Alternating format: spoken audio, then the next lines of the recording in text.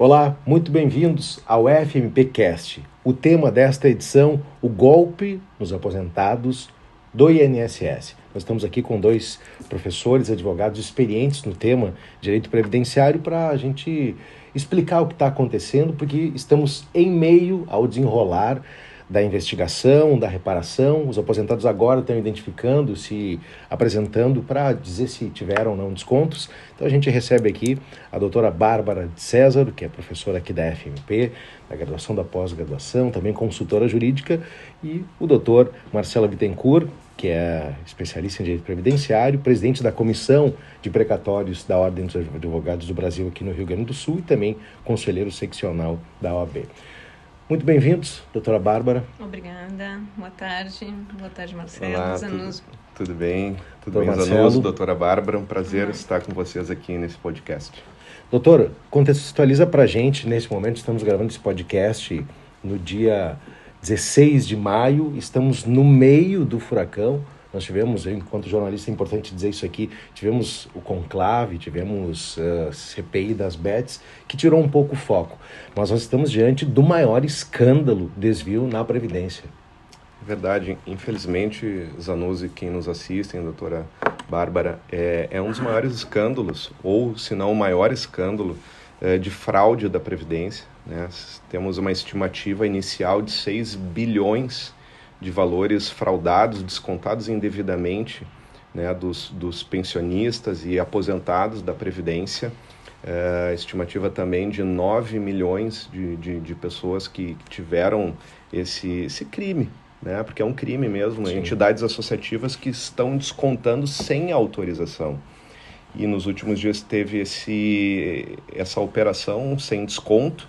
E nesta semana, especialmente, teve uma instrução normativa que passou a regulamentar como é que se vai se fazer a devolução desses valores, né? Então, a título informativo também, importante dizer para quem nos assiste, orientar, né, o seu parente, o seu cliente, né, a entrar no site do Meu INSS. O INSS não manda link, não manda e-mail, não manda. O próprio cidadão tem que entrar no site Meu INSS ou no app para dizer se autorizou ou não esse desconto, para que possa ser oportunizado a entidade associativa entregar os documentos para o INSS e aí ter um processo sumário ali, né, prévio para a devida devolução. E aí a entidade vai ter um prazo para contestar, né? E a partir dali está programado, né, até de forma ágil, surpreendentemente ágil, pelo menos essa é a promessa,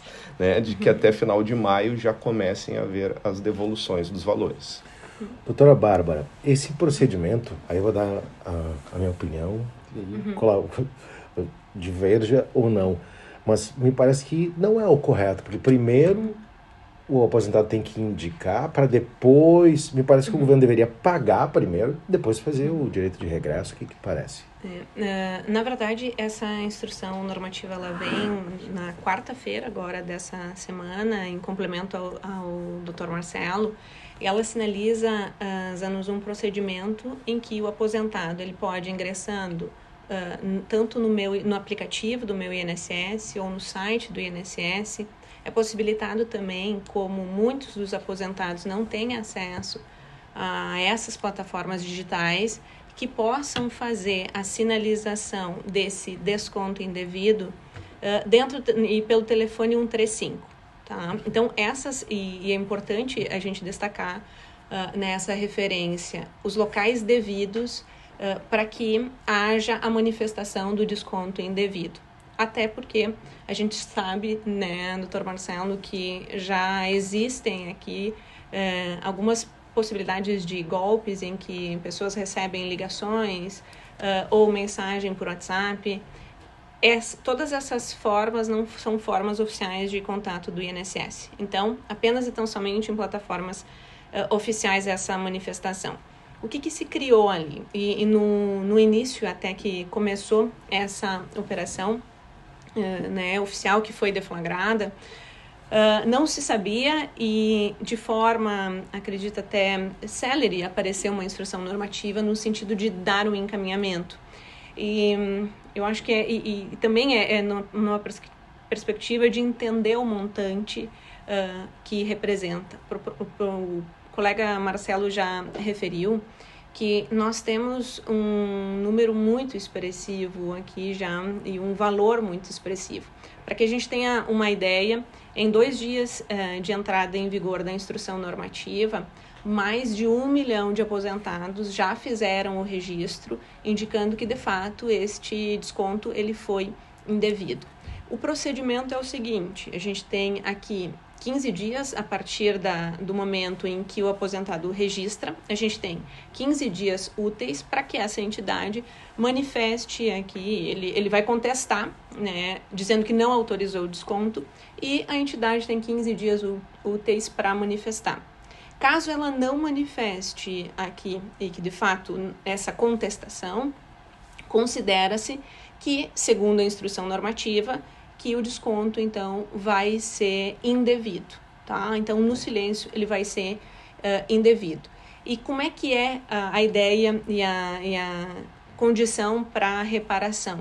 A partir disso, estas instituições, segundo a instrução normativa, e a gente vai argumentar sobre isso também, elas devem fazer aqui a reposição, a devolução desses valores corrigidos pelo IPCA. Tá? Esta é a previsão. Caso isso não ocorra, a gente identifica ali dentro da instrução normativa que as medidas judiciais serão devidas justamente para cobrar por parte aqui da autarquia, né, o valor devido dessas instituições. A grande questão, e aí, né, doutor Marcelo, que nos cabe aqui, será que efetivamente a gente vai buscar essa reparação, a gente vai ter essa reparação devida pelas entidades? Esse é um aspecto interessante, trazendo um pouco mais de números, né? Eu mencionei de 6 bilhões, que pode aumentar, há quem diga que pode chegar até na casa de 90 bilhões, né? Então, um número sem precedente, mas foram bloqueados nas contas das entidades associativas só 2 bilhões. Então, já tem um descompasso de número aqui inicialmente, né? Só 2 bilhões, e aí vem a pergunta também, que ainda o governo não deu resposta, né? Se essas pessoas que manifestaram que não houve autorização ultrapassar o valor de 2 bi, quem é que paga essa conta? Essa é a grande pergunta que não tem uma resposta ainda. O governo vai ter que abrir uma nova gaveta orçamentária, vamos dizer, para ficar mais fácil, né? Para poder reparar esses valores efetivamente. Aí um outro aspecto também. Por enquanto nós estamos falando só da reparação, da devolução, mas há uma outra discussão também em jogo, que é a questão indenizatória também. Né, de indenizar essas pessoas, né, que por vezes aquele valor de benefício era um valor para pagar o seu tratamento de saúde, para pagar uma conta bancária, né, enfim, N situações da vida de que precisa, né, o orçamento é curto, a gente sabe, o cobertor é curto, e nada disso impede de daqui a pouco a pessoa procurar um profissional, né, qualificado, que a oriente também a ingressar judicialmente, né, para pedir também uma reparação de dano moral. E importante dizer que há precedente na TNU, na Turma Nacional de Uniformização, que diz que é responsabilidade da autarquia controlar esses sistemas de empréstimos e entidades associativas em caso de fraude e golpe. Então, o INSS, ele é, sim, responsável para fins de indenização, processo indenizatório. Esse é um ponto que eu quero chegar. Primeiro, eu quero perguntar, são 9 milhões, mais ou menos, que suspeita-se que possam ter sido atingidos pelo golpe. No universo de quantos aposentados pensionistas atualmente? Salvo engano, eu li uma reportagem, nós estamos na casa de 99 a 100, 99 milhões, eu não sei se chega a isso, né, mas porque porque soma-se a isso os benefícios assistenciais, né, pensionistas, aposentados, o todo, né? Então verdade, seriam 10% pelo menos. A estimativa é que de 2020 a 2025 mais de 9 milhões de pessoas tenham acessado essa forma aqui, ou tenham esses descontos. É por isso que nesse momento também se abre um prazo para a gente identificar o que foi efetivamente um desconto autorizado e o que não foi, né? Nesse passo que nós conversamos também, dentro de um Congresso Nacional, quando a gente fala agora da responsabilidade do INSS, né? E claro, é importante destacar essa referência que o Dr. Marcelo traz da ideia da reparação e da indenização, que isso vai depender, sim, da análise do caso concreto, de caso a caso, né? A ideia da identificação efetiva de um dano que precisa ser comprovado dentro do judiciário e que as pessoas vão precisar, sim, buscar, inclusive, assessoria jurídica aqui de um profissional para acompanhar o caso a caso. Dentro de um cenário de Congresso Nacional, já se estudam, e o burburinho que a gente identifica aqui atualmente dentro de um cenário político é inclusive de possibilidade de CPI sobre o tema, né? Tanto de CPI, já se fala agora, né, doutor Marcelo, de fazer a CPMI, que é a mista, né? Então, realmente, nesse momento, esse alerta fica e é importante. O professor e doutor Marcelo destaca aqui a referência, sim, da reparação, e acredito que nós vamos chegar nesse momento, né? Assim, em nós buscando as pessoas buscando essa reparação e esses valores não serem suficientes, com certeza nós já temos a responsabilidade, né, doutor Marcelo? Isso se dá da mesma forma dos casos dos consignados. Isso, perfeito. Né? Do mesmo modo, a responsabilidade do INSS, aqui às vezes consignados que sem sequer, por exemplo, ter assinatura do segurado, né? Que é mais comum, que é interessante para quem milita. E todo esse golpe, né, doutora Bárbara, não é novidade para quem já atua na área, quem já estuda, né, quem pesquisa sobre isso. Agora que foi aberto o escândalo, assim, né, e a operação toda. Mas, assim, para quem trata com a matéria, não raras vezes aparece, né, empréstimos consignados, como a doutora Bárbara menciona, com uma assinatura fraudada. Sim. E esses empréstimos são concedidos, os descontos acabam ser concedidos, e da mesma forma essa questão das entidades associativas. Então, não é nem de 5 anos atrás, né? A operação, né, culminou de 2019 para cá, né, 19, 20 para cá, mas isso já é bem mais anterior.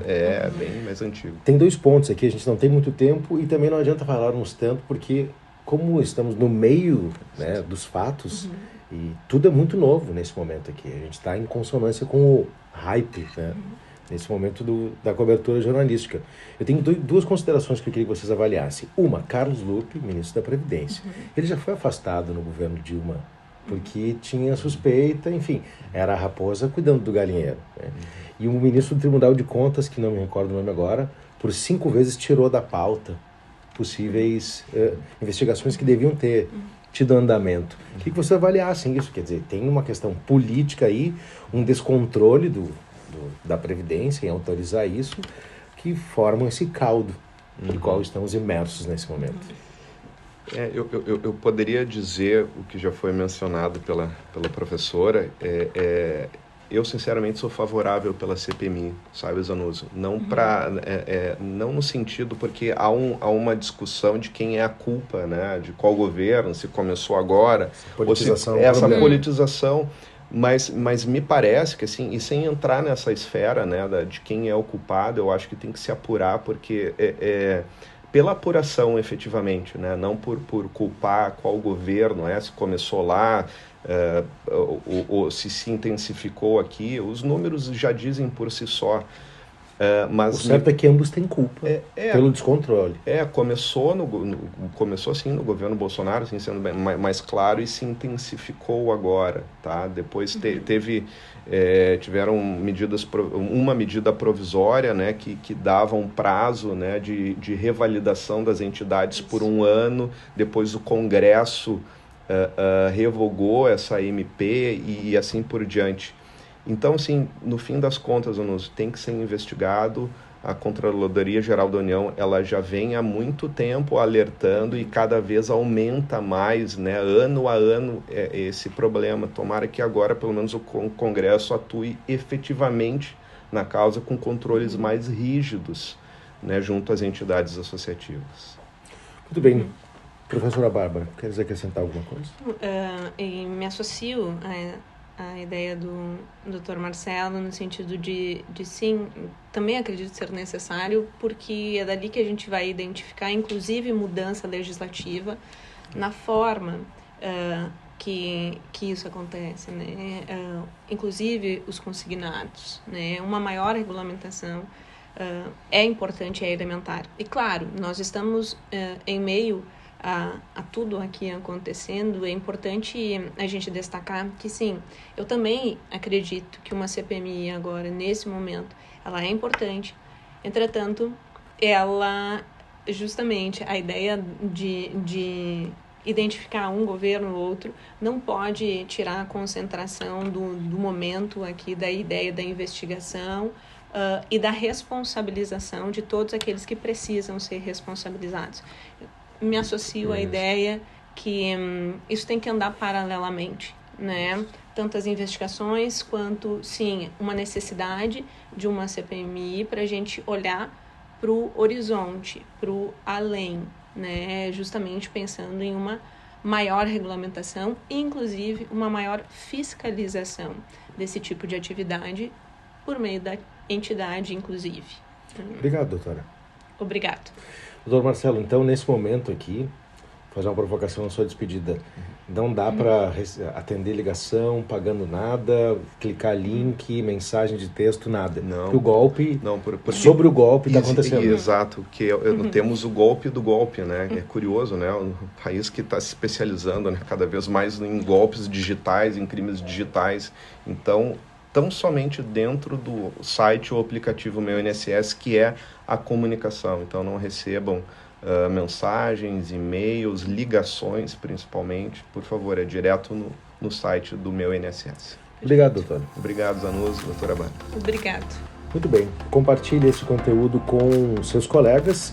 Como salientamos no início, estamos no hype, então as coisas estão acontecendo, medidas estão sendo anunciadas e o fato é que temos muito pela frente ainda. Então, certamente voltaremos com uma nova edição da FMPcast sobre o golpe da Previdência. Um abraço e até a próxima.